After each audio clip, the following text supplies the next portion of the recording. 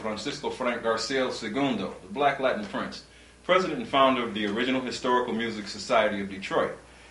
But I want to move on here to Charlie Hearndon. Hello. Charlie Hearndon. Charlie was a member of a group called the Nightlighters that was being produced by Harvey Fuqua for Motown Records. Nightlighters had a big song called K-Jee, and they had another one called Afro Strut. I think maybe every band in the city of Detroit in the late 60s and early 70s learned K-Jee. Oh, yeah. And performed it. Yeah. Okay. And then a few years later, it was recut by MFSB, being directed by Tom Bell and Kenny Gamble and Leon Huff. What was that like for you to have something go that big? You know, surprisingly, I didn't realize the magnitude of it until it started to get bigger and bigger and bigger and bigger, and then all of a sudden I heard it on ABC Wide World of Sports as their theme song. Now that really blew my mind, to have something that I created to be used internationally on an international television show. It really, I had trouble getting the scope of that, you know, because I was all about the music anyway. Ever since I first learned how to play guitar, it was about just being able to create the music. And it wasn't so much a goal of mine to become a well-known celebrity guitar player, et cetera, more so than to just be able to be a person that created a lot of music. And I like to help a lot of people. And that was my quest. And man, did it explode. Boy, did it explode. We're talking about your early days. Let's digress for a minute and go back to when you started playing. It was 64, right? Oh, man. And the whole Mike Hanks D-Town thing? Well, it started earlier than that. My dad, who used to be a spiritual singer and played guitar, which was what my influence was.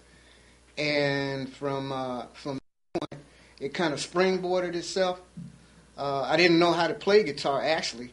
I heard somebody tune a guitar one time in what they call Vastapu, which is you tune it into a chord and then you just use one finger and bar it all the way down. You know, boy, I thought I was just, too hot to go, boy.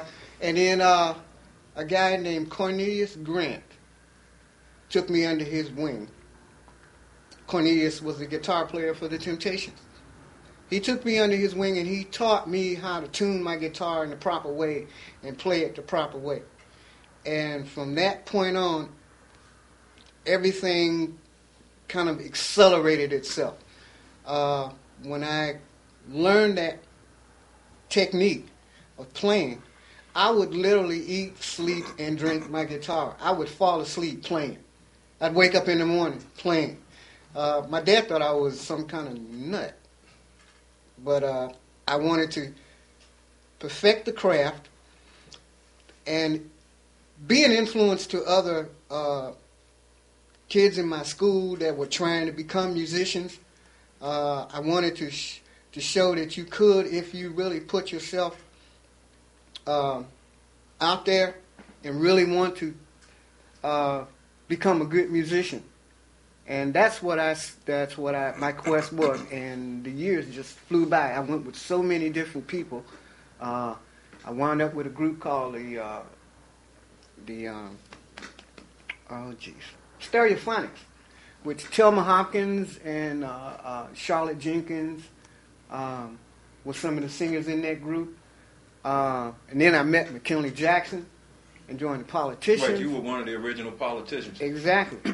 I wound up being with a very, very super talented organist named Rudy Robinson.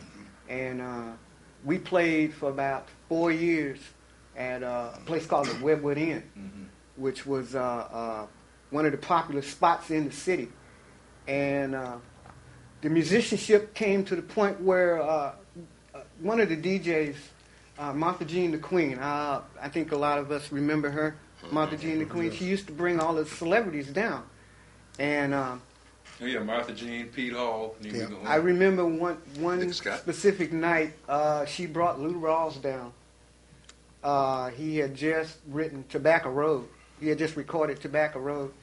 And written by John D. Laudermilk. The saxophone solo, our saxophonist wasn't there that particular night. And I had to do the solo. And he was very impressed at the way that I executed it. And that was just one of the things that kind of just gave me more enthusiasm as far as perfecting my craft as a musician. Now, you were the Peps guitar player too, weren't you? Yeah, I played with the Fabulous Peps. As a matter of fact, we toured the Apollo Theater a lot of times together.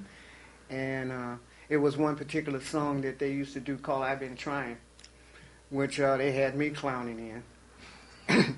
We would do a stage presentation at the Apollo, and it scared me to death. First time I ever conducted a 16-piece orchestra. And one of the things was at the highlight of the song when I think the line went, he says, "Keep on trying, girl, she'll change." Well, they would do a drop, and I was facing the orchestra, and at the time that they did the drop, I would do a spin in the drop. Wow. And it would just blow the audience's mind at the Apollo. And then when we came up in a wide split, and we pull our legs together, and when they stepped forward, I would turn and face the band again. And they would wait every night for me to do that little performance. Can you still do that, Charlie? I don't think so. Asked for a long time ago, and that's a lot of leg work, man. You know. Yes, sir. But it was fun doing that era, and again, it was a big thrill just to be at the Apollo doing those kinds of things, and from there, just things just started to perpetuate themselves. I started with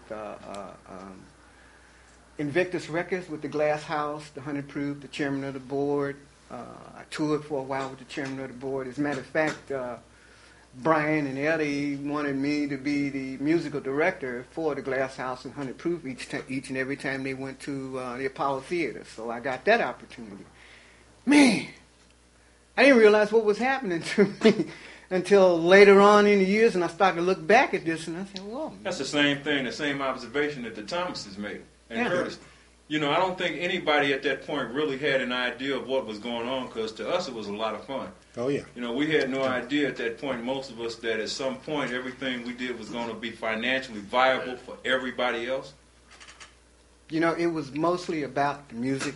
Right, yes. Oh, yeah. When you have the love of making the music and creating something that the audience can react to, the money just seems to come in because more and more people want to see you do this. And that was the joy that I got, was just creating the music and making people happy with the music that I created. Well, you know what? You bring us a lot of joy being back with us. You know, we're very happy to have you back. It's fun now. I can just sit back and enjoy the fun of just playing with guys that I had played with years back. And just instead of we've all been out there, we've all paid our dues, we've all made that mark in society. So now it's playing for the sheer pleasure of playing with each other. Mm-hmm. And that's the real joy now. All right. And then when you talk about fun.